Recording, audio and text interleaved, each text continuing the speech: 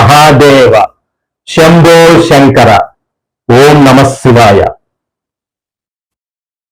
చావా ఈ సినిమా హిందీలో ఒక 3 వారాల ముందు రిలీజ్ అయింది మామ. సో నేను రిలీజ్ అయిన రోజు చూడలేదు, రిలీజ్ అయిన 10 రోజుల తర్వాత కూడా చూశాను అనమాట. అందుకే రివ్యూ ఇవ్వలేదు. పైగా సినిమా తెలుగులో కూడా వస్తుంది కాబట్టి so cinema Telugu version release అయ్యే రోజు రివ్యూ ఇద్దామని ఇన్ని రోజులు వెయిట్ చేశాను అనమాట. సినిమా గురించి చెప్పాలంటే ఇలాంటి సినిమాలు ఎప్పుడో కానీ రావు మామ. ఒక మాస్టర్ పీస్ సినిమా అనమాట. మన జీవితంలో మనం ఒక సినీ లవర్ అయితే ఇలాంటి సినిమాలు మహా అయితే ఒక 10-20 చూస్తాం అంతే. అలాంటి గొప్ప సినిమా. ఫస్ట్ హాఫ్ బాగుంది, సెకండ్ హాఫ్ చాలా అంటే చాలా బాగుంది మామ. ఎస్పెషలీ లాస్ట్ ఒక 30-45 మినిట్స్ అయితే సూపర్ గా ఉంటది. అంత బాగా తెరకెక్కించారు డైరెక్టర్ గారు, అంత బాగా యాక్ట్ చేశారు యాక్టర్స్. ఎస్పెషలీ విక్కీ కౌశల్ చాలా అద్భుతంగా చేశాడు. ఆయన గతంలోనే నేషనల్ అవార్డు వచ్చింది. ఈ సినిమాతో ఇంకొక నేషనల్ అవార్డు తన ఖాతాలో వేసుకుంటాడని నా అభిప్రాయం మామ. ఈ సినిమాకి రాలేదంటే సో ఇంకా మన అవార్డ్స్ గురించి మర్చిపోవాల్సిందే. అంత అద్భుతంగా నటించాడు, చాలా అంటే చాలా అద్భుతంగా నటించాడు మామ. అస్సలు మాటల్లో చెప్పలేము. సో హిందీలో చూసినప్పుడు హిందీలోనే ఉంటే బెటర్, తెలుగులో రాకూడదు అని నేను అనుకున్నాను. ఎందుకంటే ఆ హిందీలో అంత బాగా సెట్ అయిందనమాట. బట్ తెలుగులో కూడా మన వాళ్ళు చూడాలి కాబట్టి, తెలుగు ఆడియన్స్ చూడాలి కాబట్టి రిలీజ్ చేస్తున్నారు. ట్రైలర్ చూడడం జరిగింది. ట్రైలర్ లో అయితే డైలాగ్స్ బాగానే ఉన్నాయి, ఆ వాయిస్ కూడా బాగానే సెట్ అయింది. సో ఆ సినిమాకి ఎన్టీఆర్ అన్న వాయిస్ వ్యవహరిస్తారనుకున్నారు. చాలా మంది టాక్ కూడా వచ్చిందనమాట, చాలా మంది అనుకున్నారు. బట్ ఎన్టీఆర్ అన్న అయితే కాదు, ఎవరో డబ్బింగ్ ఆర్టిస్ట్ అయితే ఇచ్చారు. ఆయన వాయిస్ కూడా బాగానే సెట్ అయ్యి అనిపించింది మామ. బట్ హిందీలో విక్కీ కౌశల్ వాయిస్ సూపర్ అనిపిస్తుంది. ప్రతి సీన్ మనకి గూస్ బంప్స్ వస్తాయి మామ. మళ్ళీ అనమాట నాకు హిందీ అంత గొప్పగా అయితే రాదు, బట్ నాకే అలా అనిపించిందంటే హిందీ వచ్చిన వాళ్ళైతే థియేటర్లో పిచ్చెక్కిపోయి ఉంటారు అనమాట. అంత అద్భుతంగా నటించాడు ఆయన. ఫస్ట్ హాఫ్ బాగుంది మామ, సెకండ్ హాఫ్ అయితే పీక్స్ అనమాట. ఎస్పెషలీ క్లైమాక్స్ ఒక 30-45 మినిట్స్ అస్సలు మామూలుగా ఉండదు. ఫుల్ ఎమోషనల్ గా చాలా అంటే చాలా బాగుంటది.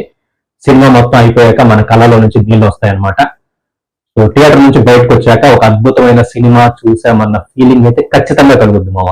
మీరు సినీ లవర్ అయితే, మీకు చరిత్ర గురించి తెలుసుకోవాలని ఉంటే ఖచ్చితంగా ఈ సినిమా వెళ్ళిపోండి మామ. ఈరోజు తెలుగు రిలీజ్ అవుతుంది, నేనైతే ఈరోజు వెళ్ళట్లేదు. సో ఒక వారం గ్యాప్ ఇచ్చి వెళ్తాను. ఇంకా నాకు హిందీ వర్షనే ఇంకా నా బుర్రలో తిరుగుతాను మామ. సో అదప్పుడే మర్చిపోయే సినిమాలు అయితే కాదనమాట. సో కొంచెం గ్యాప్ ఇచ్చి వెళ్తాను, మన తెలుగు డబ్బింగ్ ఎలా ఉందనేది.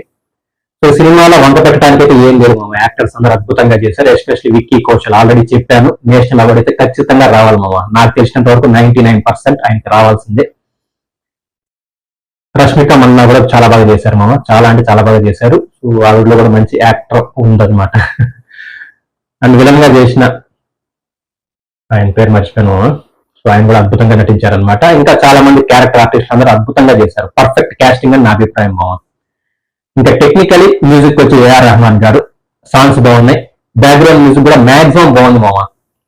అక్కడక్కడ ఒక 3-4 సీన్స్ లో అయితే కొంచెం తక్కువ అయిన ఫీలింగ్ అయితే కలిగింది. ఎందుకంటే ఏఆర్ రెహమాన్ గారు మ్యూజిక్ ఇస్తున్నారంటే మనం చాలా ఎక్స్పెక్టేషన్స్ పెట్టుకుని వెళ్తాం. బట్ కొన్ని సీన్స్ అయితే అంత గొప్పగా అనిపించలేదు బీజిఎం పరంగా. బట్ ఓవరాల్ గా ఈ సినిమాకి ఆయన మ్యూజిక్ చాలా పెద్ద ప్లస్ అనమాట.